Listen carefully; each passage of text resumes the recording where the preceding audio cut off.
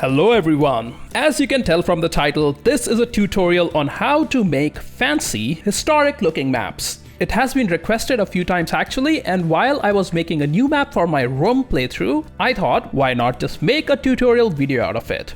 I will be using EU4 map for this obviously, but you can use this tutorial for any maps in any game you like. As Paradox fans, I know how much you all like map painting. So this will be a quick tutorial on just the way things I do. It might not be the ideal way to do it as I'm not an expert on Photoshop. Also, I will use Photoshop for this tutorial, but you can use most other similar programs as they usually have similar features, I think. So this is the final map that we will go for.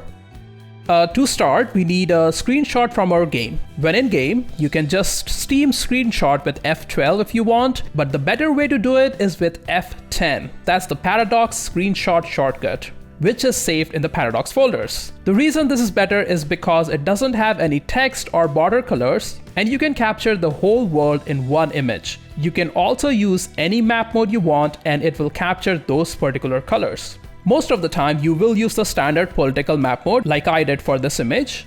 But if you want, you can use religion or culture map mode if you want to showcase that part of your playthrough. Another useful map mode is player map, as that gives a uniform color to all of you and your subjects' provinces. So if you don't want to differentiate your subjects in the final map, you can just take a screenshot of the player map mode. For this tutorial, we will use the standard political map mode. You can find the saved screenshot in your Documents, Paradox Interactive, EU4 Screenshots folder, and then we will open that file in Photoshop. First step is to crop the image on where you want to focus.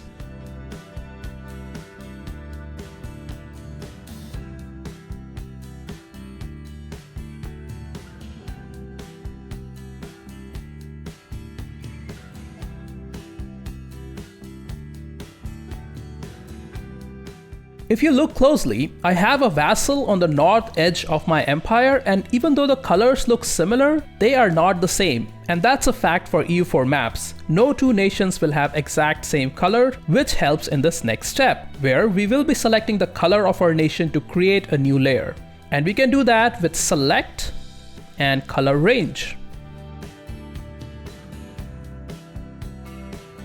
Make sure the selection is on the sampled colors, then we will click on the color we want selected.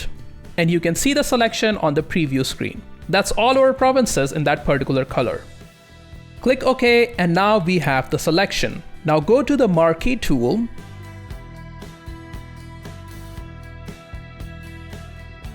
right-click the selection and select Layer via Cut.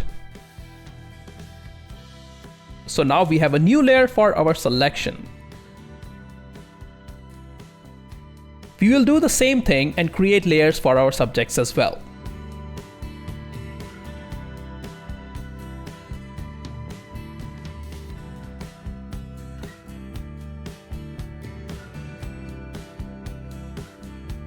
Alright, now we have a background image and 3 different layers for what we need to highlight.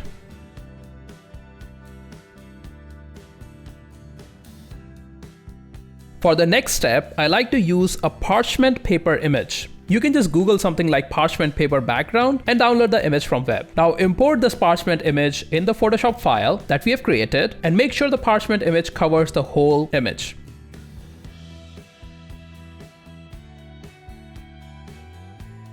Then move the parchment paper layer below the 3 layers that we created earlier. So now we have our selection on top of this layer. You can obviously use any type of image you want here. I just like how parchment looks because it makes a map look a bit old. Now we reduce the opacity of this parchment layer. Play around till you find what you like. I think 70% works here for us. And this is the map you're basically looking for. After this, you can make minor improvements here and there to pop up the colored layers a bit more.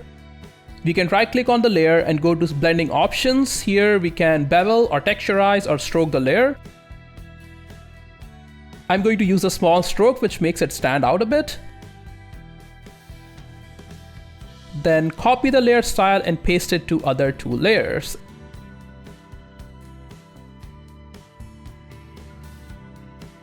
And there you have it. You can now add text to show your kingdom name, add an emblem, and whatever you want right here.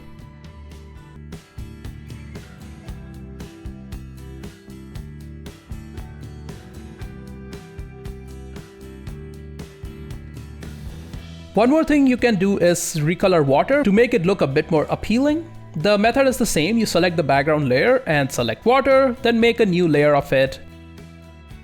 And then just change the color of water to whatever you like, say black in this case. And we can adjust the opacity on it obviously and get a different color contrast than we had earlier. Basically what I'm saying is after the first few steps, it's all up to you what you want it to look like. Instead of parchment, you can use something else. Instead of coloring water black, you can use any other color you want. Or if you want a uniform map with no subject color, you can start with the screenshot of the player map mode. It's easy.